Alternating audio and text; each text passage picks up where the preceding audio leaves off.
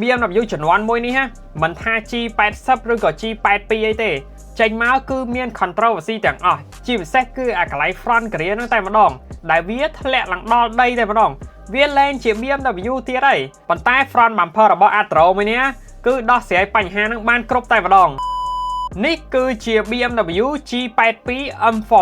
ជា M4 ចំនួនទី2របស់ BMW ឡាននេះគឺចេញពីឆ្នាំ2021រហូតមកដល់សប្តាហ៍ថ្ងៃនេះប៉ុន្តែ front bumper របស់វានរណាគេក៏មិនពេញចិត្តដែរនៅពេលដែលវាចេញមកដំបូងជាពិសេសគឺការីរបស់វាធ្លាក់ឡើងដល់ដីតែម្ដងអ្នកនរមើលទៅអាក្រក់មើលខ្លាំងមែនតើប៉ុន្តែនិយាយលេងសើចអី platform BMW MK ចំនួនក្រោយនេះគឺវាល្អពេកទៅហើយអ្នកនរមិនថាតម្លៃរបស់វារៀងថ្លៃតិចទេប៉ុន្តែឡានមួយនោះគឺល្អខ្លាំងមែនតើវាភ្ជាប់មកជាមួយនឹងម៉ាស៊ីន S58 របស់ BMW គឺ 3.0 លីត្រ Twin Turbo ម៉ាស៊ីន6ដែលផលិតកម្លាំងបានម្ដុំ500សេសមានតាំងប៉ុង2មានតាំងប៉ុង1បញ្ជូនទៅកង់ក្រោយហ្នឹងហើយលេខអូតូក៏មានលេខដៃក៏មានដែរនិយាយពីម៉ាស៊ីន S58 មួយនេះបើថាមាំវិញគឺមាំមែនតើហើយក៏ reliable ខ្ពស់ដែរមិនដែលជួបទេសម្រាប់ BMW MK ជំនាន់មុនឡានមួយនេះគ្រាន់តែដូរដោនផែបធូនបន្តិចបន្តួច7,800សេសគឺបានយ៉ាងងាយតែម្ដងបើថា1000សេសវិញមិនបាច់ដូរដល់ internal ទេក៏អាចឡើងដល់1000សេសបានដែរប៉ុន្តែបកមករឿង grill មួយនេះគ្មានអាណាគេអាចមើលម្លងបានទេ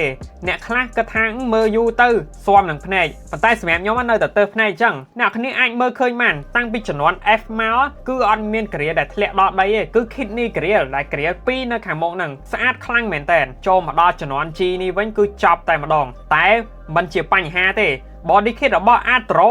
គឺដោះស្រាយបញ្ហានឹងបានតែម្ដងអ្នកនរគ្នាពេលដែលខ្ញុំឃើញ body kit មួយនេះដំបូងគឺខ្ញុំស្រឡាញ់ខ្លាំងមែនតើជាពិសេស front bumper របស់គាត់គឺមើលមកគឺកាចតែម្ដងទាំង gear របស់ BMW ក៏រួញមកទូចហើយមានភាព aggressive នៅខាងក្នុង front bumper នឹងទៀតចំណែកមកដល់ចំហៀងនេះវិញ side skirt របស់គាត់មើលមកគឺដូចឡានប៉ណ្ណាំងចឹងហើយមកដល់ផ្នែកខាងក្រោយ rear diffuser គឺស្អាតខ្លាំងមែនតើជាមួយនឹង carbon fiber ហ្នឹងហើយបើនិយាយពី spoiler វិញចង់ដាក់របៀប ducktail ក៏ស្អាតដាក់ជារបៀប spoiler ចាប់ពីលើក៏ស្អាតផងដែរនិយាយចំទៅ body kit មួយនេះគឺស្អាតខ្លាំងមែនតើមិនមែនជា white body ត្រូវកាត់ឡានទេគឺគ្រាន់តែដូរដោះរបស់ស៊ីនគឺចេញមកគឺស្អាតផ្លឹងតែម្ដងហើយបើដូរ body kit ប៉ុណ្នេះហើយថែមតែរឿងកង់ដាក់របៀប BBS LM ឬក៏ HRE មួយនេះក៏ស្អាតដែរតម្លាក់បូមតែបន្តិចទៀតមកបាទអ្នកនរគ្នាចតចិត្ត supercar មិនស្រួលឡានមួយនេះមានអ្នកចាប់អារម្មណ៍ច្រើនជាង supercar ទៅទៀតបងប្អូនអ្នកគ្នាមើល body kit មួយនេះហើយយល់ដូចខ្ញុំអត់ប៉ុន្តែបើសិនជាបងប្អូនអ្នកគ្នាមានតម្រូវការចង់កំងឡានមិនថា BMW ជំនាន់ F ជំនាន់ G M4 M3 អីក៏ដោយ